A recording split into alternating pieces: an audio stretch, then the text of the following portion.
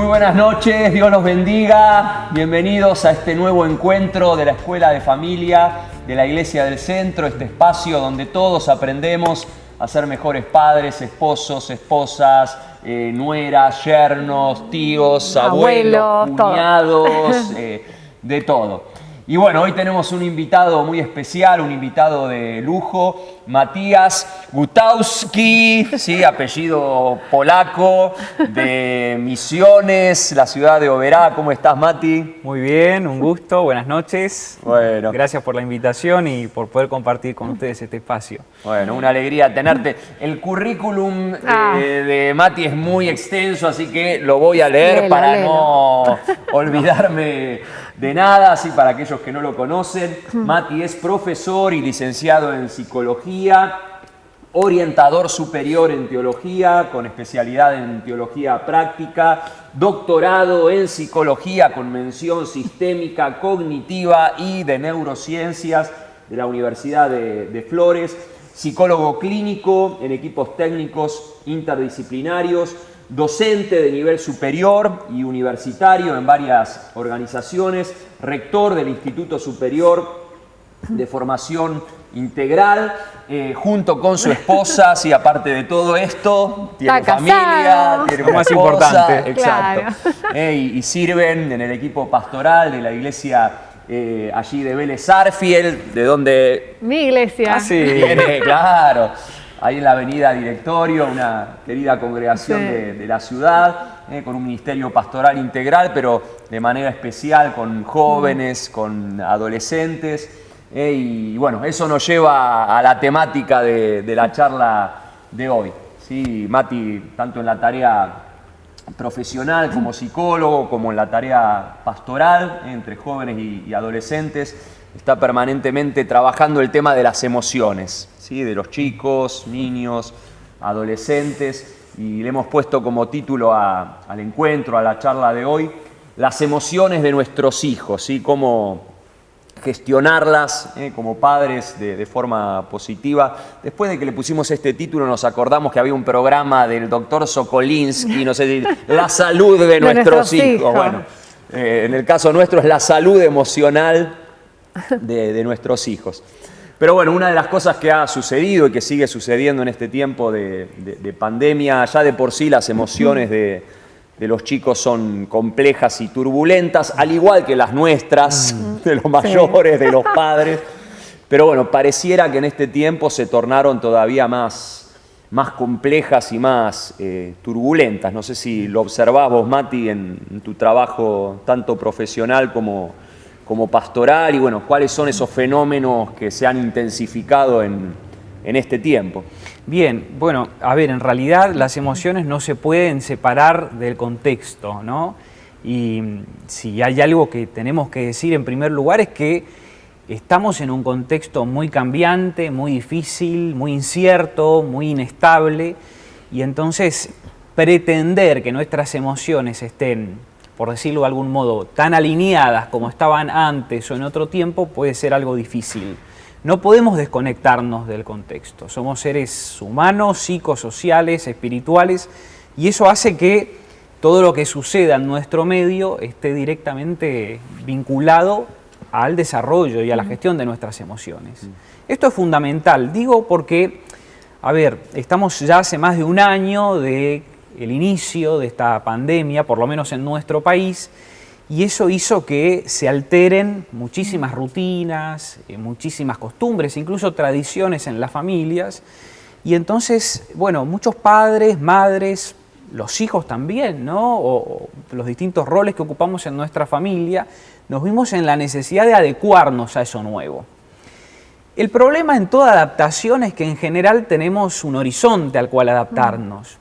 En una crisis como esta, el horizonte sigue siendo incierto, ¿no? Entonces, plantear un modelo emocional o un ideal en este tiempo puede ser muy complejo porque realmente estamos en un tiempo de mucha inestabilidad. Sigue siendo un tiempo de mucha incertidumbre, lo que no quita, por supuesto, que podamos aprender a registrar y, como decías hace un ratito, aprender a gestionar nuestras emociones.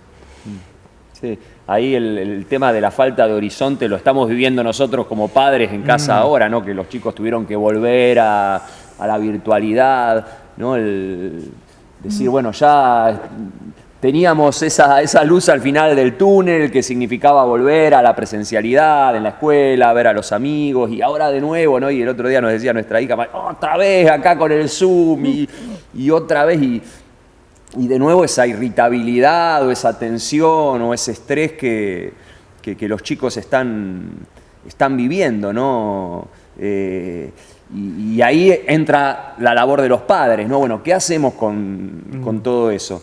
¿Qué pasa cuando, lejos de permitir que los chicos expresen sus emociones, ¿no? Porque hoy se sabe que todas las emociones son necesarias y buenas, siempre y cuando las sepamos canalizar bien. Le queremos taponar las emociones a los chicos, ¿no? Ese padre que dice, no, los varones no lloran, contener el llanto, o no les permiten expresar el enojo de una manera adecuada, ¿no? Sí, o no es tan grave lo que nos está pasando, ¿no? Hay gente peor. Acá quería hacer un paréntesis, no solamente esta charla es para los que tienen hijos adolescentes, sino también para aquellos abuelos que se están encargando en este tiempo del cuidado por ahí de sus nietos, ¿sí? O a veces jóvenes ahí que recién salieron de secundario, pero que están viviendo por ahí en este tiempo solos, que entonces, bueno, poder ampliar también la charla para todos aquellos que están trabajando de alguna manera u otra o están conviviendo con el adolescente. Pero esto, bueno, que decía Sebi, de que muchas veces es la comparación, ¿no? No podés reaccionar así si en este contexto hay gente que está peor que nosotros, ¿no? Y eso, ¿qué te parece que sucede con eso, no? ¿Es saludable poder decirle eso al adolescente o bueno, no se aconseja? Qué interesante, ¿no? Porque, a ver, no podemos divorciar nuestro estudio del contexto en el que estamos, ¿no? Pero por el otro lado, cada familia en sí misma es un contexto muy particular. De hecho, bueno, en este sentido la terapia familiar sistémica nos enseñó mucho a entender a cada grupo humano como un sistema donde nos vinculamos, nos interrelacionamos, también nos afectamos positiva o negativamente. Y lo que le sucede a uno en el interior del sistema familiar naturalmente va a afectar a toda la familia. Y esto es muy importante porque si bien hay un contexto que hoy condiciona ciertas emociones o favorece la aparición de otras o la intensidad de algunas, también al interior de la familia, cómo procesemos eso va a hacer que, bueno, podamos favorecer, digamos, su expresión saludable. Y acá hay algo muy importante, ¿no? Porque en general, hace un tiempo se hablaba de emociones positivas o emociones negativas, ¿no? Y se ponía el énfasis en lo positivo como la alegría, bueno, el disfrute, la felicidad, es decir, todo aquello que producía un bienestar a la persona. Y lo negativo como la tristeza, la angustia, el dolor. Bueno, ya hace varias décadas se llevaron adelante algunas investigaciones por las que se definieron por lo menos 6 emociones, que son las famosas emociones básicas, y que son básicas justamente porque no solamente tienen un sustrato psicológico, sino también neurobiológico. Y esto es muy importante porque cuando decimos neurobiológico estamos diciendo que hay una reacción que es involuntaria, ¿no? Y las emociones aparecen como una reacción involuntaria a cualquier situación que se pueda presentar en nuestro contexto. Entonces, que sí, yo se pueda... te cruza un león y te agarra miedo, digamos. Imagínate, si por no acá, te agarra miedo, tenés un problemita, ¿no? Dejamos todo esto y salimos corriendo, ¿no? O sea, es algo natural, es algo esperable.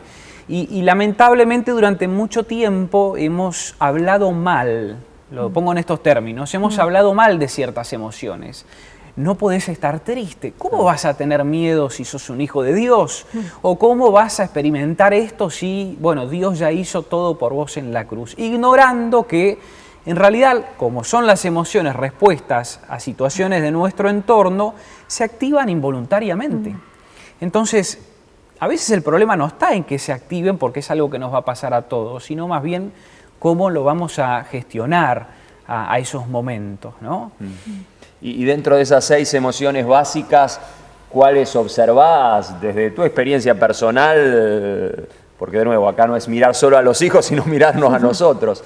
Y bueno, también desde la atención profesional y pastoral, ¿cuáles son aquellas que están más exacerbadas, ¿no? Bueno, el tema del enojo, la irritabilidad, pero ¿cuáles ves que son las más comunes en los chicos por estos días pandémicos? Bien, bueno, desde que comenzó, digamos, la situación pandémica, por lo menos se empezaron a observar con más intensidad tres, ¿no? Por un lado el miedo, al principio recuerden, todos en las casas, nadie puede tocar nada, o sea, todo lo que se trasladaba, digamos, desde los medios de comunicación era realmente, bueno, medidas de cuidado, pero que muchas veces dejaban traslucir el miedo.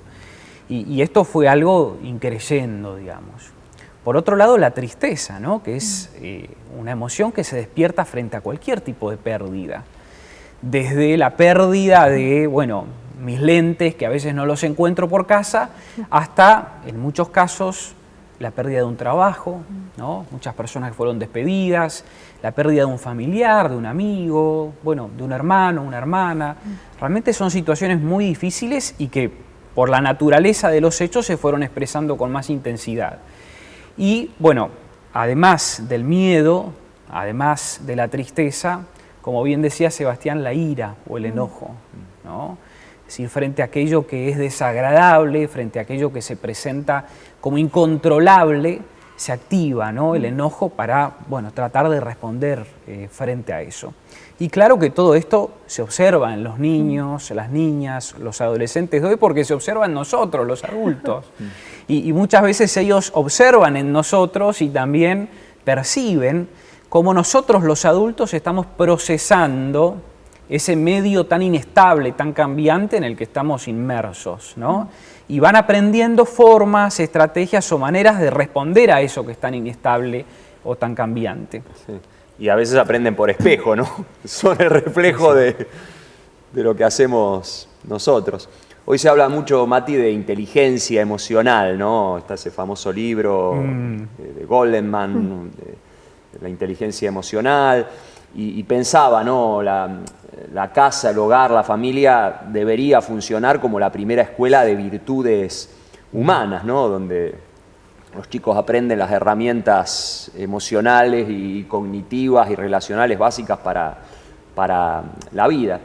Y en esta época, en este tiempo de tanta exacerbación emocional, creo que los padres tenemos la oportunidad de, en esta escuela de virtudes, intensificar la enseñanza en ese sentido, ¿no? Se puede hablar de virtudes emocionales y si se puede hablar de ese tema, bueno, ¿cuáles son esas virtudes emocionales que están ligadas obviamente también a la inteligencia emocional que los padres deberíamos formar en nuestros hijos? Bueno, a ver, la inteligencia emocional básicamente es la capacidad de poder expresar nuestras emociones en nuestro mundo relacional. Y si tenemos en cuenta que hay emociones básicas y que todos las vamos a expresar, no sé si algunas serían, digamos, virtudes y otras no. Yo creo que como familia necesitamos en este tiempo favorecer la expresión de todas las emociones.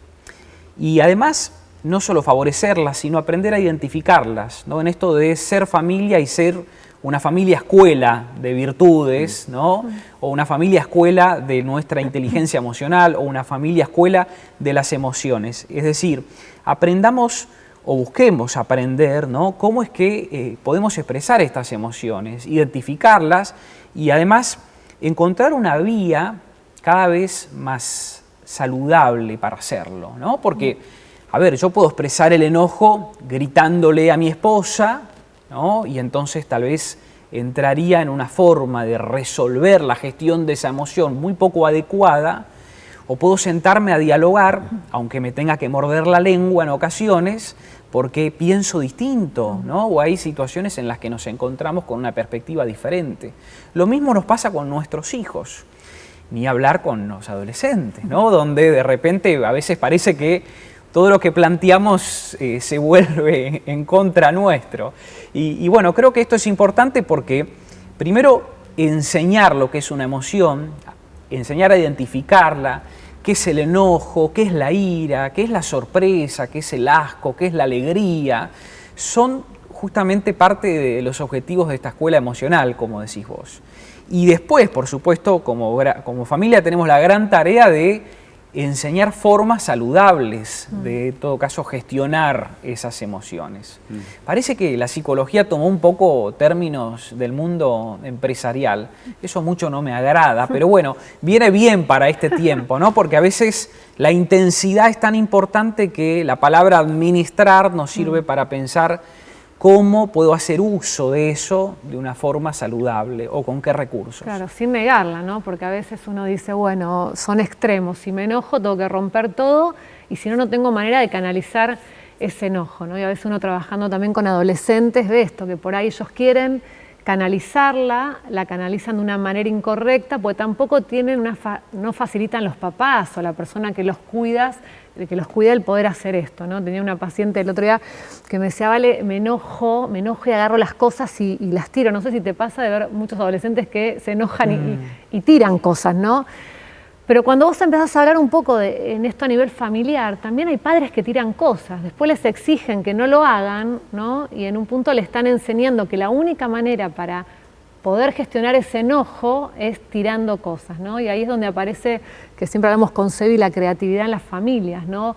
De qué manera ser creativos para poder gestionar, ¿no? Una puede ser, bueno, hablemos, salgamos a caminar, vamos a correr un poco. Yo trabajo mucho me gusta con el arte o con la música, ¿no? Bueno, de qué manera cuando por ahí te enojás podés explayarlo, podés ponerlo en otro lugar, ¿no? Y eso también está bueno que los papás sepan que podemos ser creativos, ¿no? Que no es el todo o la nada, ¿no? O se va a un extremo de enojo o no te enojes directamente porque no podés sentir lo que sentís o esta tristeza que estamos viendo también tanto y que trae malestar al adolescente que dice no me quiero sentir triste, ¿no? Y enseñarles que por ahí la tristeza también es una manera, bueno, esto que decía, es adaptativa a la emoción y es tan importante como la risa o es tan importante como la alegría, más que nada para poder enfocar en eso. Hablando de tristeza, ¿qué pasa cuando la tristeza se transforma en depresión, ¿no?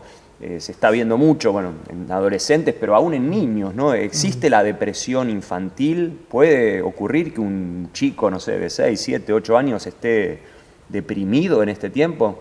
Bueno, qué pregunta, ¿no? Porque como diagnóstico está, digamos, catalogado, ¿no? Es decir, está expresado en una serie de signos o de síntomas. Lo que sucede muchas veces es que a todo le hemos llamado depresión, ¿no? Y esto pasa habitualmente hasta en nuestro lenguaje evangélico, ¿no? Estoy deprimido. Estoy deprimido. Estoy depre, sí, le agarró la depre. Y la realidad es que hoy, para hacer un diagnóstico de trastorno del estado de ánimo, por ejemplo, una depresión y de algún tipo en particular, se requiere de un tiempo prudencial, se requiere de una evaluación psiquiátrica, se requiere de una evaluación psicológica. De hecho, cada vez más los diagnósticos se realizan en equipos interdisciplinarios. Entonces, digo esto porque frente a la tristeza a veces también maximizamos lo que nos sucede y entonces todo es una depresión. Ahora, ¿existe la depresión infantil? Por supuesto que sí. Y como no existen reglas generales, si se quiere, y esto es importante que, digamos, podamos compartirlo con cada familia, no podemos plantear una regla general para determinadas cuestiones. Hay temas que los necesitan evaluar los profesionales, ¿no? Pero por supuesto que sí, que existe y que frente, por ejemplo, a una tristeza que se profundiza y que encuentra a nuestros hijos, hijas o adolescentes en una situación cada vez más envuelta, si se quiere, en términos emocionales o relacionales, donde vemos que se empiezan a cortar las relaciones, se empiezan a romper esos espacios sociales, aún hoy los virtuales, sí, ¿no? Donde totalmente. Los adolescentes se pueden vincular y ellos se encuentran cada vez más solos. Bueno, no es un pecado hacer una consulta profesional, ¿no? Eso ya lo sabemos hace tiempo. Sí, pero está bueno decirlo, está bueno afirmarlo, ¿no? A veces uno habla de psicología o psiquiatría y, ¿no? ¿Qué me están diciendo? Pero yo digo, a veces es tan fácil ir a un traumatólogo que te manda a hacer una resonancia magnética y en eso que uno ve en esa resonancia y dice, bueno, uy, el problema está acá. Acá sería un poco lo mismo, en una evaluación en realidad, es decir, bueno, esto es lo que está sucediendo, no va a mostrarte las virtudes de tu hijo ni todo lo que está bien. En realidad esa evaluación es para saber, bueno, ¿qué está pasando, no? ¿Qué nos está diciendo esa evaluación?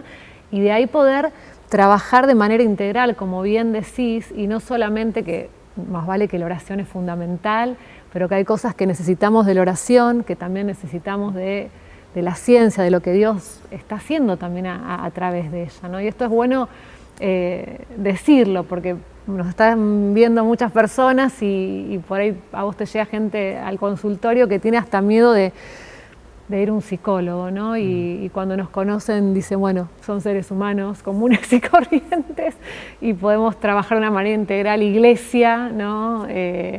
Psicología, psiquiatría en estos casos, ¿no?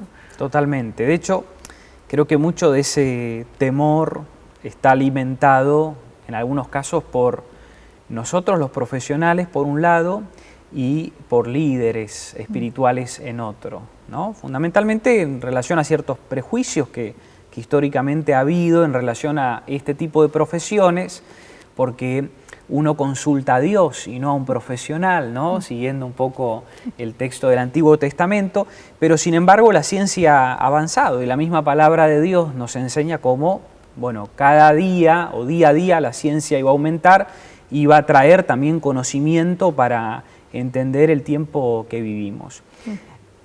De algo tenemos que, de alguna manera, estar seguros, y es que Dios actúa, ¿no? Y opera también a través de los profesionales, así como lo hace a partir de un líder, un pastor, una líder, una pastora, un siervo, una sierva de Dios, y por supuesto todo profesional que se pone en las manos de Dios puede muy bien ser utilizado por Él, ¿no? Acá también hay un tema, ¿no? Consulta a un profesional que es cristiano, a uno que no es cristiano. Bueno, recuerdo a un profesor del seminario en esta temática que siempre nos decía, uno primero es cristiano y después es profesional, ¿no? Entonces, si voy a buscar a alguien, obviamente, en general, en este tipo de situaciones buscamos a personas que puedan, en general, identificarse con algunas de nuestras creencias o ideas al respecto. Pero tampoco va a ser un pecado muchas veces consultar con un profesional que no sea cristiano. De hecho, hay diagnósticos que necesariamente requieren de una especialización que a veces no encontramos en el ámbito cristiano. Y tenemos que descansar y confiar en Dios de que también en sus manos está la ciencia. Así es. Tienen que armar el gremio de psicólogos cristianos, pónganse ahí, hagan el acuerdo. Ahí, Mati, ya yendo a la adolescencia, ¿no? La adolescencia es un capítulo aparte en el tema de la gestión emocional o educación emocional de nuestros hijos, para usar términos no del management o empresariales, ¿no? Por ahí la palabra educación o formación es más adecuada. Bueno, ¿cuáles son los desafíos de los padres en esta etapa, ¿no? ¿Qué deberíamos hacer? A muchos padres les agarra la desesperación. Bueno, yo no sé cómo manejar la impulsividad de mis hijos. Un día está arriba, otro abajo. Este sube y baja típico de la adolescencia. Bueno, ¿por qué pasa eso? Entender un poco las aristas singulares de esta etapa y, bueno, ¿qué deberíamos hacer como padres para, de nuevo, seguir siendo buenos educadores o forjadores de emociones sanas en nuestros hijos, ¿no? Bueno, primero voy a tirar una bomba, ¿no? Y es que muchos padres se dieron cuenta que tienen hijos en la pandemia. Sí, ¿no? Tal cual. Es así, muy buena observación. Por eso por tirar esa bomba. Lo anticipé. Digo, muchos padres realmente percibieron que tienen hijos con emociones, ¿no? Volviendo un poquito al tema, durante este tiempo de convivencia intensa, ¿no? Lo que en general produjo un acercamiento por un lado, pero por el otro lado un acercamiento a lo desconocido. ¿Por qué? Porque, bueno, justamente esa persona estaba acostumbrada a tener un ritmo de vida, sus hijos también, y participaban gran parte de su tiempo en el colegio, la escuela, actividades extras, ¿no? Hoy los chicos a veces tienen más trabajo que los padres, ¿no? Desde que se levantan hasta que se acuestan, con una rutina tan organizada que eso también genera un estrés particular en ellos. Entonces creo que como padres en este tiempo, si hay algo que podemos hacer es crear espacios donde podamos escucharnos, incluso en las sorpresas, ¿no? Porque si nosotros estamos por momentos hasta alterados emocionalmente hablando, probablemente ellos también lo expresen en este sentido. Y crear espacios donde podamos escucharnos. Vos decías recién que usemos la creatividad, ¿no? Y eso es muy importante porque cada familia es distinta y cada familia tiene la posibilidad de expresarse y también de crear alternativas para poder vivenciar estos momentos de un modo muy particular y distinto, y eso es saludable. No es saludable que desde este lugar, por ejemplo, planteemos una receta y todos los que hoy nos estén escuchando, ok, ahora vamos a hacer los 5 pasos que nos dijeron en el programa. Sí, no, acá descreemos de las recetas mágicas. Claro, viste esos libros y la gente, no, yo hice todo, ¿no? Hice todo lo que me pidieron, hice todo lo que me... Y tu hijo es diferente al hijo del que escribió el libro. Exactamente, exactamente. Y cada familia es muy diferente y con situaciones muy particulares. Entonces, crear espacios, digo, como estrategia en la familia, espacios de escucha, espacios de diálogo, es lo primero a lo que nos debemos volver en este tiempo.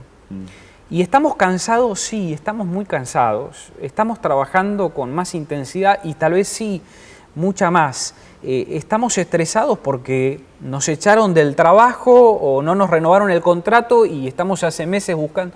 Sí, es verdad. Pero tenemos una generación que nos está mirando, ¿no? Tenemos una generación, como decías vos, que en espejo está aprendiendo. Y una de las funciones, ¿no?, paternales o maternales tienen que ver justamente con esa necesidad de crear espacios para escucharnos, para dialogar, para aprender juntos y para, por sobre todo, tener tiempos donde los chicos puedan expresarse tal como son. Claro. Sí, y el valor de la sola presencia, ¿no? Ahora que tiraste esta bomba de que muchos padres se notificaron que tenían hijos adolescentes con emociones en este tiempo, nos llamó la atención con Vale, creo que fue para septiembre o octubre del año pasado, una de las instituciones donde Vale hizo uno de sus posgrados, hizo una encuesta entre adolescentes, ¿no? A ver si la cuarentena, la más estricta del año pasado, si había mejorado o deteriorado la relación con sus padres, ¿no? Y cuando leímos el título imaginamos que el resultado era, no, ha empeorado, ha deteriorado por los roces de la convivencia, y sin embargo no. El mayor porcentaje era de una respuesta positiva, de que había mejorado la relación con los padres, ¿no? Y decíamos, bueno, evidentemente la lógica de los chicos es: los prefiero presentes con los pelos de punta y tensos que relajados pero ausentes, ¿no? El estar, el mirarlos, el escucharlos, el darme cuenta que están ahí, que tienen emociones, ya eso solo, de nuevo, no hace falta 5 recetas mágicas ni el tip del especialista.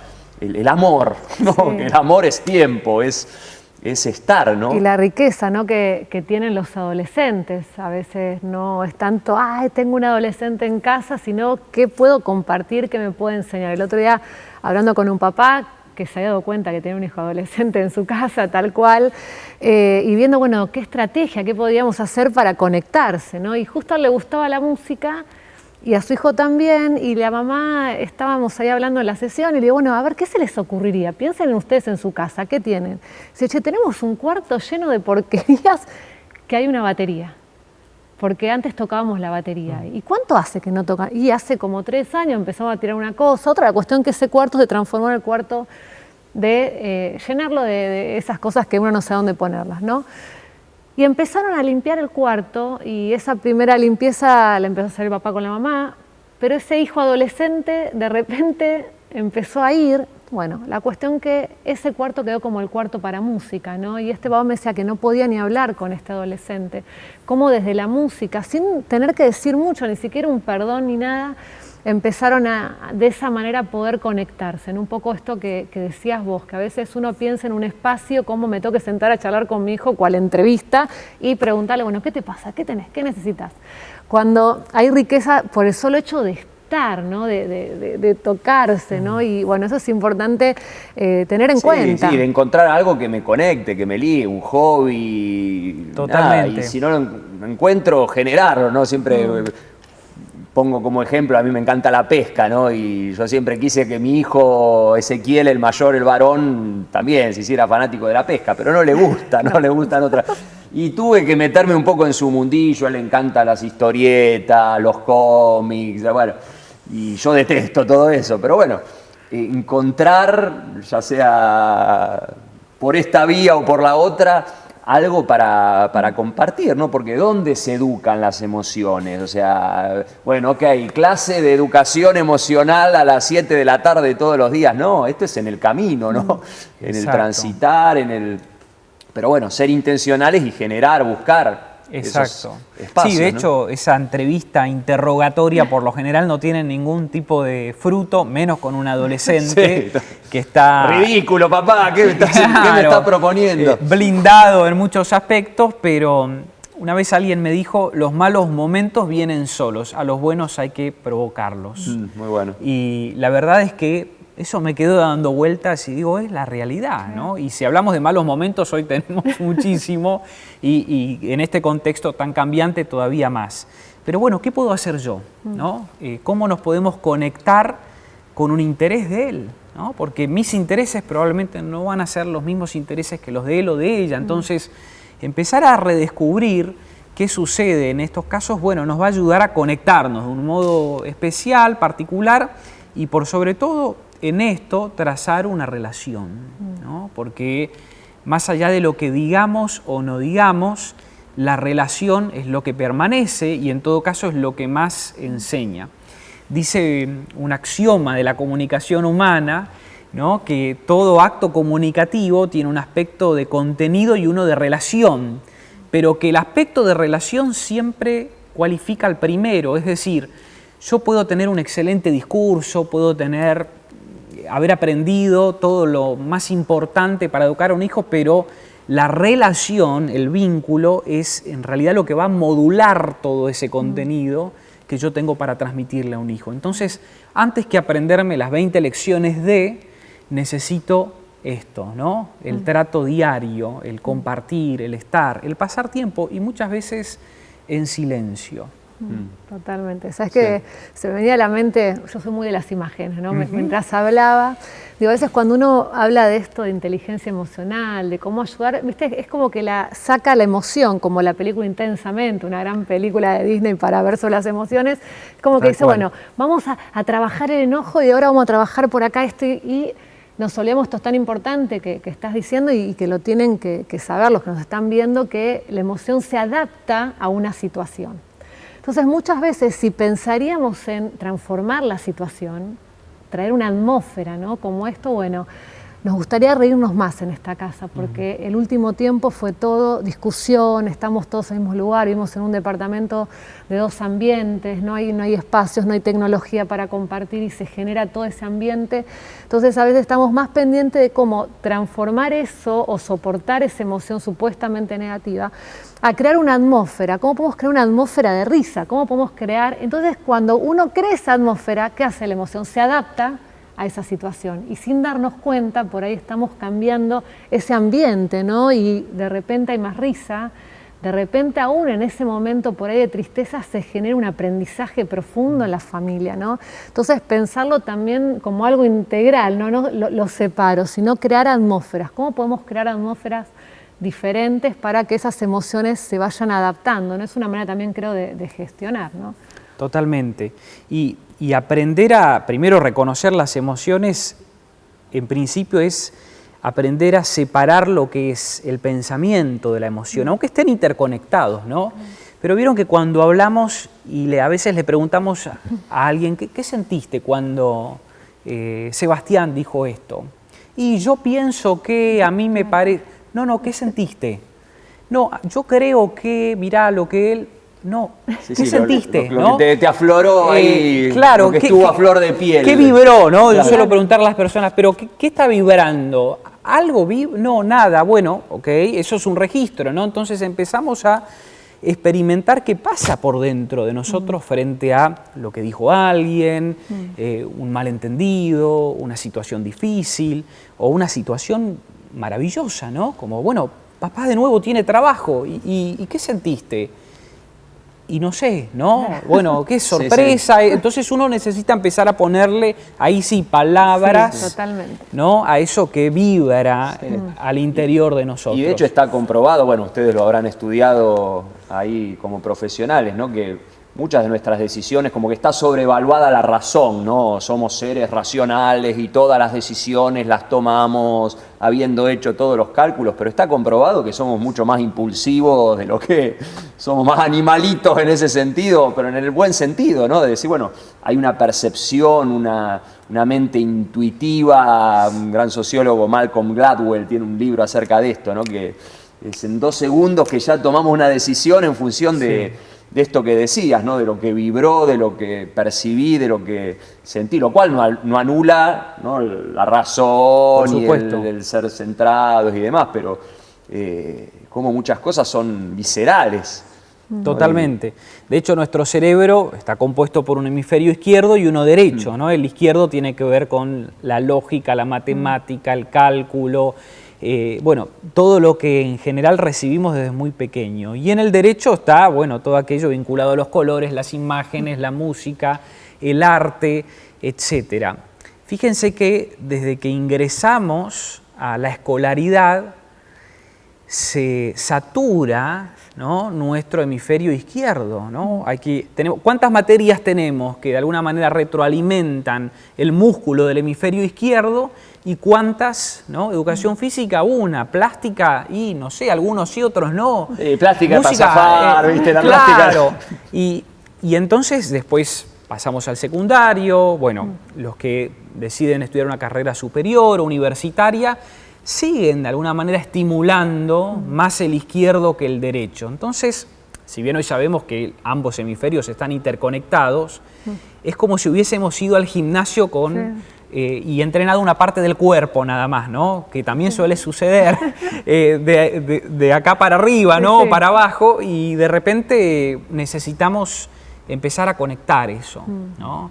Por eso, bueno, hay varias investigaciones que nos cuentan hoy que aquellos niños o niñas que, por ejemplo, desde pequeños estudian música o tienen alguna participación en algún arte de tipo creativo, después también son hasta, si se quiere, más ágiles en algunas decisiones. Cuando uno pensaría que esto requiere razón, no, hay todo un proceso que se llevó previo y que fue estimulado previamente para que la decisión fuese de ese modo, ¿no? Sí, es súper interesante ese tema. Lo vamos a dejar para, te vamos a invitar para hablar solo de eso porque es un tema enorme. Ahora, volviendo a la educación emocional de nuestros hijos, ¿no? Uno de los errores más comunes que los padres solemos cometer, y creo que todos lo hemos cometido en algún punto, es el paternalismo, la sobreprotección, que uno lo hace de forma inconsciente, ¿no? Creyendo que al facilitarle las cosas lo está ayudando, y a veces es al revés, ¿no? Hoy se habla mucho de la generación de los millennials, ¿no? Esta cosa de que tienen una baja tolerancia a la frustración porque tuvieron padres que les cebaron demasiado la autoestima, vos sos el rey, disfrutá de la vida es un parque de diversiones, y cuando salen a la vida real no tienen esos recursos emocionales para perseverar, para batallar, y no sé, arrancan una carrera y ya largan a la primera mala nota en el ámbito laboral. Y bueno, en parte se debe a que no les dimos los anticuerpos los padres, frustrándolos positivamente, ¿no? Y que puedan enfrentar con fortaleza emocional la vida. Bueno, ¿cómo evitamos esos errores, ¿no? Cómo frustrar sanamente a nuestros hijos. Sí, yo tengo una opinión muy personal en ese sentido. Creo que históricamente venimos de generaciones muy frustradas en ciertos temas o carentes incluso en términos emocionales, a el otro extremo, ¿no? De encontrarnos hoy en la gratificación constante o extrema, ¿no? Entonces, si algo no me salió bien y entonces de algún modo tengo que alcanzar o lograr y que eso me salga bien. Claro, en general las nuevas generaciones están muy poco entrenadas en el músculo de la tolerancia a la frustración, algo que es muy saludable en la estructuración del psiquismo de cualquier persona.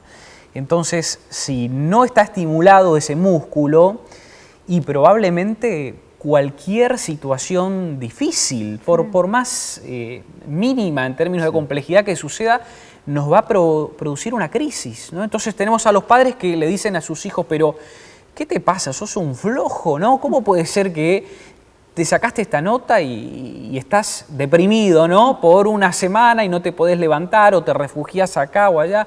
Dale, si en mi época, bueno, ¿no? Y empiezan a contar No tenía ayuda, nadie me ayudaba. Nadie, exacto, me hice solo, ¿no? Y a los golpes, ¿no? Típica frase de, bueno, vos hablabas hoy, ¿no? De la educación de los hombres, ¿no? El hombre se hace a los golpes o el hombre no puede llorar, ¿no? Es como que tiene emociones que están ahí culturalmente y lamentablemente eso sigue existiendo aún. Luego la tolerancia a la frustración es como un músculo que necesitamos trabajar con nuestros hijos. Y trabajamos ese músculo cuando gratificamos, pero también frustramos. ¡Wow! Pero qué perverso este psicólogo, ¿no? ¿Cómo nos va a estar diciendo frustren a sus hijos? Bueno, tenemos que empezar a gratificar y a frustrar en pequeñas cosas, ¿no? Cuando un hijo pasa con nosotros por delante de un kiosco, ¿no? Y se quiere llevar el kiosco completo y nosotros le compramos el kiosco completo, estamos justamente alimentando esa gratificación extrema. Ahora, si podemos decirle a nuestros hijos, mira, hoy te puedo comprar esto, ¿no? O de esto que te gusta, de todo esto podés elegir esto, ¿no? Una cosa. Y le estamos mostrando, enseñando que el camino no es todo o nada, que puede ser algo y que eso está dosificado también de acuerdo a las posibilidades. En cosas tan sencillas como esas vamos de alguna manera ejercitando el músculo de la tolerancia. Sí, y ahí también estamos formando la virtud de la moderación, ¿no? Volviendo a esto de la escuela de virtudes que es la familia. El dominio propio, ¿no? Dominio propio. Claro. Y Por esto supuesto. no es la cosa pendular y coincido, ¿no? La generación del autoritarismo, de los modelos patriarcales, ¿no? Donde se confundía disciplina con castigo. Bueno, ya toda la generación de los 60, de los 70 se fueron al otro extremo del péndulo. Y los padres cool, ¿no? Buena onda, que no le ponen ningún límite a los hijos, que le dan todos los gustos y uno no se da cuenta que los está maldiciendo, ¿no? Impidiendo que generen esta fortaleza interior, ¿no? Otra de las misiones de la principal escuela de virtudes humanas, que es la familia, es quizás una de las principales misiones, ¿no? Generarle a los hijos las ganas de también formar ellos su propia familia, ¿no?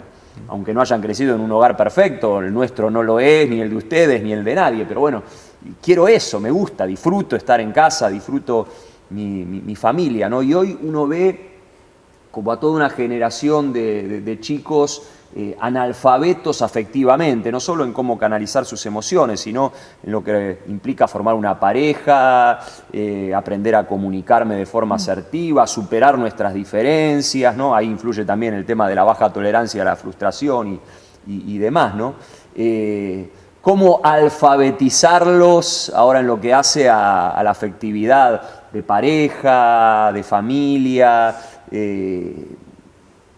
¿dónde tendríamos que sembrar ahí los padres para que, imagino que cualquier buen padre desea eso para sus hijos, ¿no? Bueno, que pueda formar una familia sana, feliz, que me haga abuelo, que a su vez mis nietos me hagan bisabuelo, ¿no? ¿Dónde tenemos que sembrar? Bueno, a ver, primero tenemos que hablar de familias en plural hoy, ¿no? En términos de que las conformaciones familiares fueron mutando, cambiando en el tiempo, algunas con valores de este lado, otros con valores de otro lado, cada una tal vez valorizando ciertos aspectos. Entonces, cuando pensamos, bueno, ¿qué es una familia? Es importante primero ser conscientes de nuestra propia definición de familia, claro, y qué es lo que queremos alcanzar nosotros o estamos alcanzando, y la familia es en realidad un ejercicio de toda la vida, y por otro lado, qué es aquello que como valor deseamos transmitir a las generaciones que vienen. Y acá hay un tema, digamos, muy interesante porque, como decías recién, Sebastián, las nuevas generaciones por ahí piensan en otros tiempos.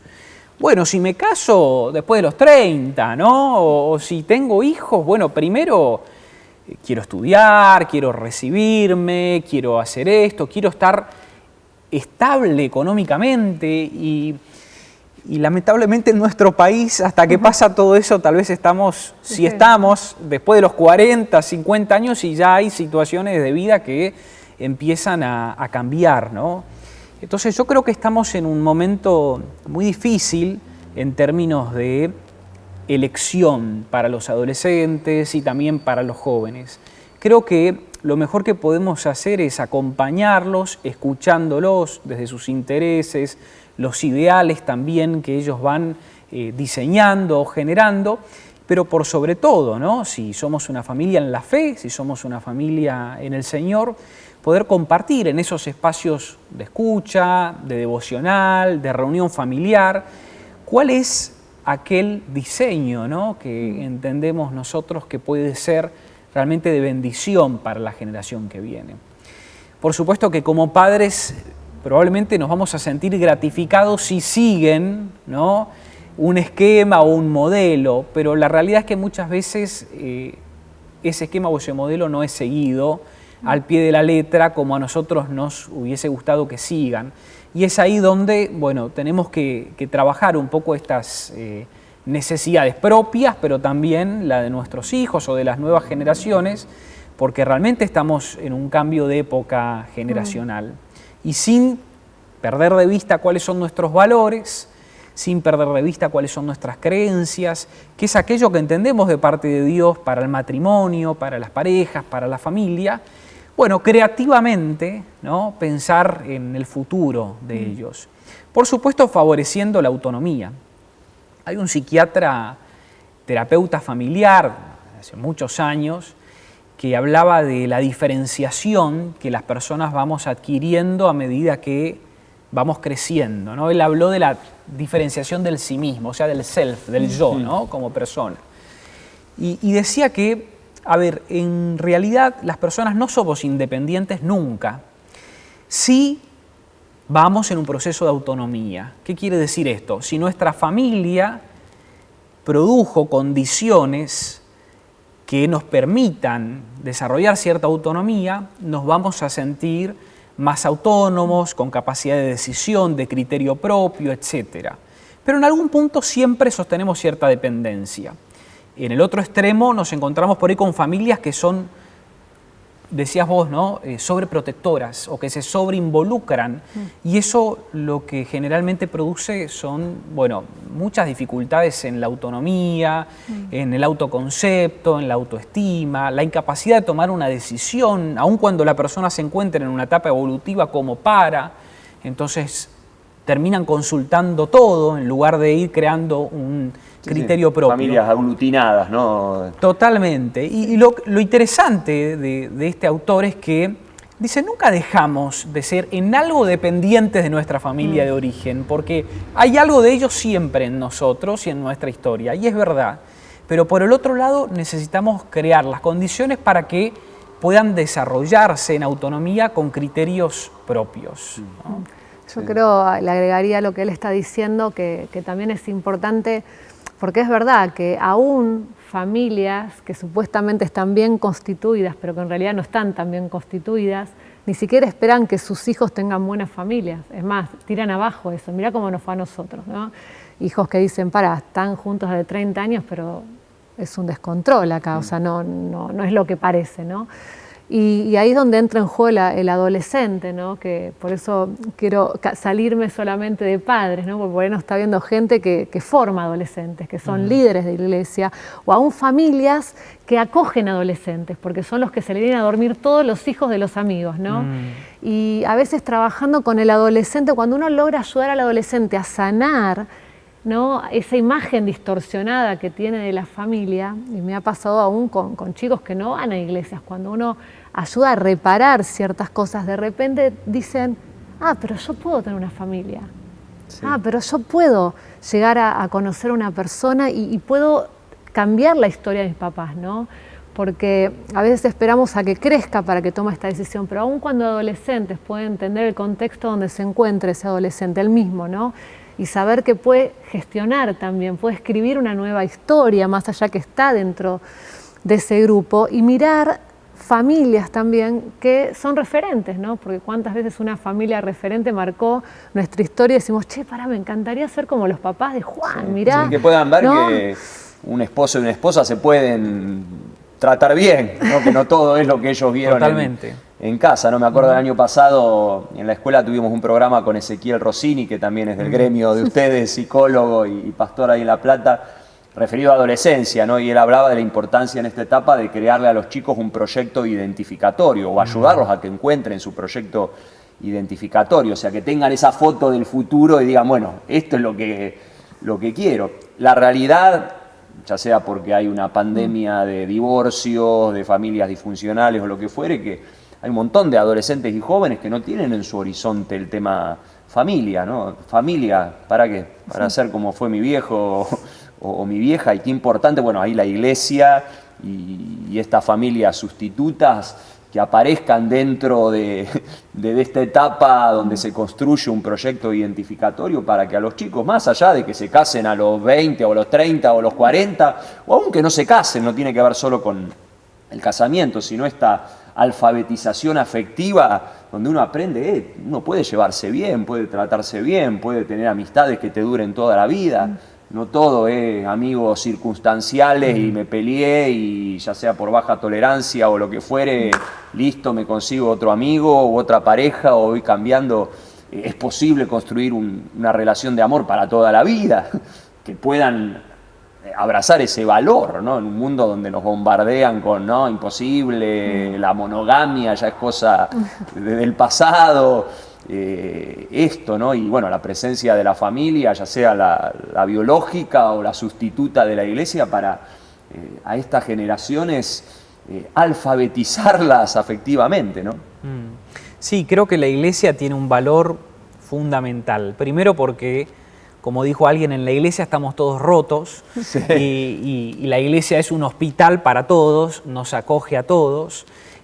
Para aquellos que se creen o se entienden un poquito mejor y para aquellos que realmente están tratando de juntar sus pedazos.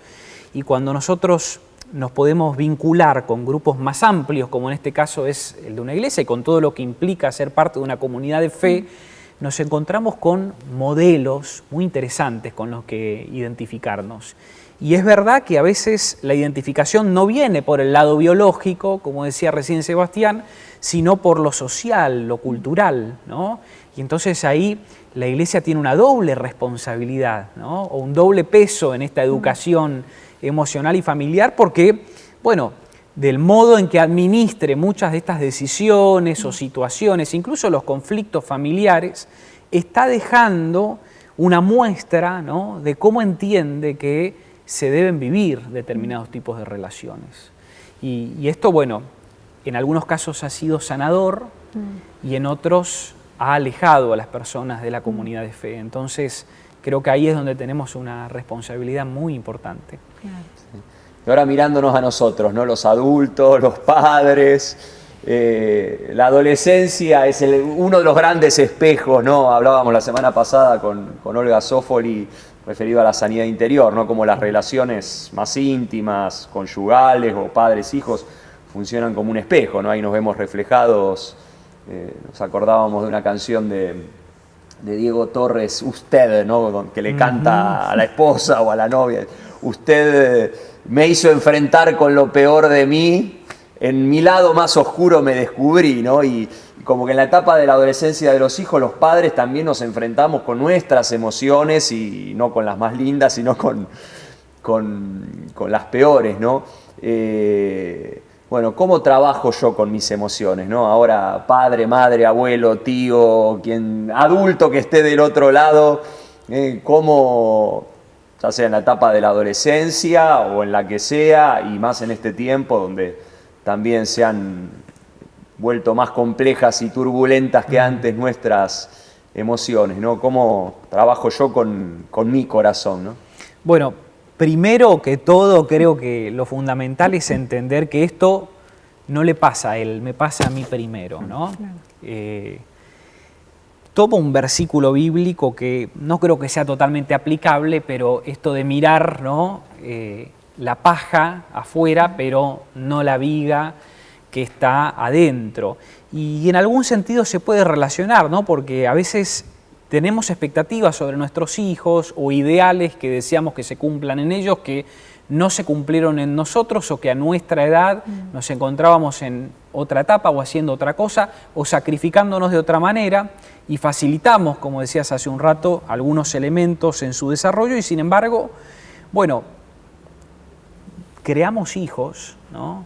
Y criamos hijos que después son analfabetos. Entonces, primero me pasa a mí, y cuando digo primero me pasa a mí es cuánto de mis emociones reconozco.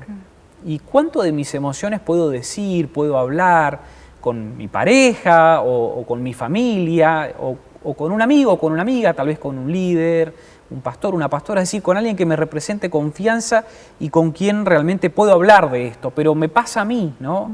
Antes de estar buscando y tratando de, como hacen muchos, diagnosticar, ¿no? O ver qué le pasa a aquel o a aquella. No, ¿qué me pasa a mí con esto? Y si a mí me pasa esto, siento mucha ira, ¿no? Cuando de repente tengo un hijo que me está gritando, cuando si yo le gritaba a mi papá no sabía cómo terminaba la noche, ¿no? Una cosa así. Si a mí me pasa esto, bueno, probablemente ese ruido me está hablando de algo. Y algo tengo que hacer con ese ruido, porque si ese ruido es fuerte, ¿no? O de alguna manera se amplifica de ese modo, y probablemente hay algo de nuestro pasado que no está del todo elaborado, no está del todo resuelto, y entonces, bueno, necesito ver qué sucede con esto, ¿no? Por supuesto que acá hay un límite muy interesante entre lo que es el respeto, ¿no? El respeto a la autoridad, que es algo que hoy está tan vapuleado incluso desde esferas muy importantes en nuestro país, y esto se traduce también en el ámbito familiar. Pero ¿qué me pasa a mí con esto, ¿no? Y si lo puedo identificar, bueno, fantástico. Bueno, vamos a ver qué puedo hacer ahora con esto. A veces necesito ayuda de alguien. Claro. Lamentablemente, por mucho tiempo hemos creído que con una oración resolvíamos todos nuestros estados emocionales. Y la oración puede ser lo primero, y es muy importante. Realmente hoy la espiritualidad en las personas es algo que las alimenta y las hace crecer. Eso es una verdad que no tiene, digamos, contradicción. No se discute. No se discute. Es el ABC. No se discute. Pero a veces en la oración hacemos catarsis, ¿no? Y al otro día nos encontramos con ese ruido amplificado de nuevo. Bueno, tal vez si eso sucede, como una forma de autodiagnóstico, si se quiere, necesitamos recurrir, ¿no? A alguien que sea de nuestra confianza y con quien podamos hablar de estos temas. No importa si soy papá, no importa si soy mamá, no importa si soy un líder, si soy una líder, no importa si soy pastor, si soy una pastora. A mí me pasan cosas que le pasa a todo el mundo. Soy persona. Primero soy persona. Soy humano. Antes que cualquier rol, incluso el rol familiar, soy una persona. Y eso es lo primero. Si yo no estoy bien, dice la palabra de Dios, y si no me pude amar a mí mismo, difícilmente pueda amar a los otros. Entonces, comencemos por casa, pero en esta casa, ¿no? En la propia, en la que Dios nos dio a cada uno de nosotros. Sabes que hace un tiempo atrás, más o menos, estaba hablando con un matrimonio que tenía un hijo de 13 años, 14 años, que se estaba involucrando, bueno, en drogas, y eso estaba muy mal, y hablando con él, decía, yo me saco, yo le hablo mal, a veces me da ganas de pegarle, pero lo que pasa es que mi hijo ¿cómo se va a meter en esto, lo otro? Y empezamos a hablar, ¿no? ¿Y qué sucedía? Este hombre a los 13 años lo habían echado de su casa y había empezado a vivir en la calle, ¿no?